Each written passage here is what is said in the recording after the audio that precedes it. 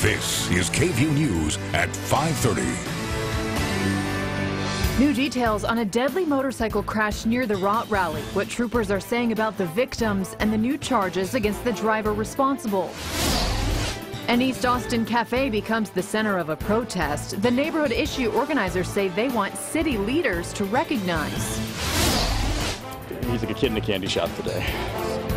And the special event just for a group of very special kids, so they know how to interact with police and firefighters. Good evening and thank you for joining us. I'm Chris Betts.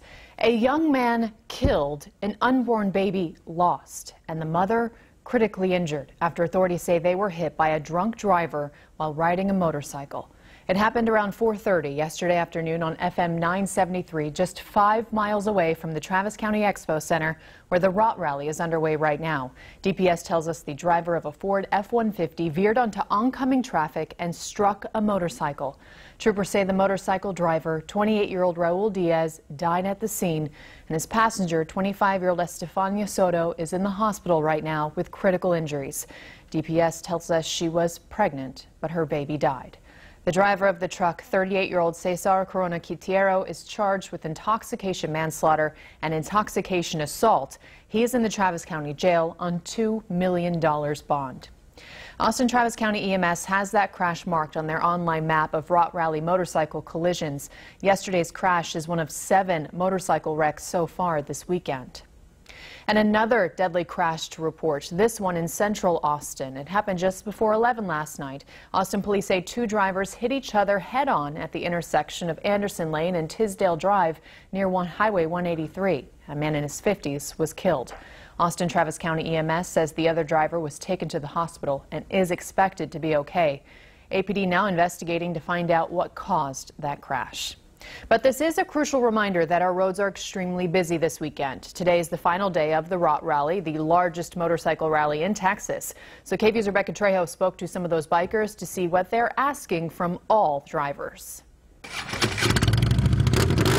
As Raht Rally wraps up, motorcyclists reflect on memories made. We have a good time. The concert was awesome last night. Oscar Martinez is a Navy veteran from Laredo. He's been attending Raht Rally for years. 5, 6, I lost count after 6 or 7 years. Many here cannot stress safety enough. So we asked the public to look out for motorcycles. For that reason, Monroe Spencer wears this particular vest. Long story short, had an accident, should have been dead, but he took care of it. His motorcycle's rear tires blew out, but he lives to tell the tale. Not only did he save me, all those other individuals that were on the road as well, he didn't let any of them get in any accident. As bikers say their goodbyes, shop for gear one last time, and head back home, they ask you to watch out for them. So we all can come back next time. In Austin, Rebecca Trejo, KVUE News. Austin and state leaders joining hundreds of people in a march for equality at the Capitol today. They're sending the message that they support the LGBTQ community, especially when it comes to the so-called bathroom bill. Austin City Councilman Jimmy Flanagan, U.S. Rep. Lloyd Doggett, and Mayor Steve Adler were just a few city and state leaders who are fighting to protect the rights of transgender adults as well as transgender children.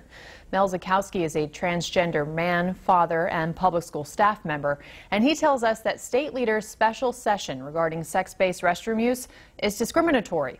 He also says he believes that the bill will hurt those children's self-confidence and their growth. My wife is a therapist here in town that works specifically with LGBT trans youth, and you know, they come in with bladder infections and UTIs because they're holding them all day long because they're afraid to go to the bathroom. There's a lot of repercussions to this bill. This bill is making kids feel lesser or bad. Those at the march say they plan to be more active by encouraging more people to vote and electing officials in Texas who support LGBTQ rights. Now, equality marches are happening all across the country, including here at the nation's capital. Thousands gathered outside the Washington Monument to voice their support for LGBTQ rights. And throughout this weekend, tributes to the 49 killed in the Pulse nightclub shooting in Orlando. Tomorrow marks the one-year anniversary of that tragedy. Orlando Mayor Buddy Dyer recently declared June 12th as Orlando United Day, a day of love and of kindness. Well, here's a live look now over Central Texas with one of our tower cameras, the Pennybacker Bridge. What a gorgeous day to be outside on the lake. Sunny skies taking over this Sunday, and guess what? It's only going to get warmer. Here's Storm Team meteorologist Lene Meyer. Lene, just how warm is it going to get? Well, I'm going to make you wait for that full forecast, Chris, but let's just say this. Heading into tonight, it's actually going to feel pretty nice. Once the sun begins to set around 8:30, then we're going to see those temperatures dropping, and overall not going to be bad at all for your Sunday evening heading into your Monday morning. But it is warm, 93 degrees both at ABIA and Camp Mabry. South-southeast winds at 8 miles an hour, but you'll notice humidity is a little bit lower. The drier air just above us has kind of kept some of that humidity at bay. That will be coming back too. These are today's highs across parts of Central Texas. You'll notice not too bad, and what we are expecting is, again, temperatures to kind of be a bit cooler heading into tonight, mid-70s by tomorrow morning. And we're talking about another warm-up, but it will be a slow warm-up. We're going to discuss that and tell you how hot it may feel to you coming up in just a few minutes. Chris? All right, thank you, Lene. Well, this afternoon, protesters rallied outside the Blue Cat Cafe. The new East Austin business took the place of a piñata shop that has been there for 8 years.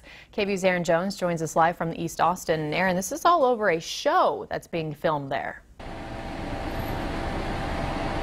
That's right, Chris, and protesters say the filming supports gentrification. For some time now, people in this area say that it's been losing its culture and character, and you can see the frustration that they're dealing with on this mural right here behind me. Just last week, it was graffitied. Now, protesters tell us all across East Austin, people are being driven out by increasing property values and rent prices. The same thing is happening with small business owners who say they can't keep up and are forced to sell their space. It makes people mad. But one woman we spoke to today says she wishes people would spend more time supporting those businesses instead of protesting.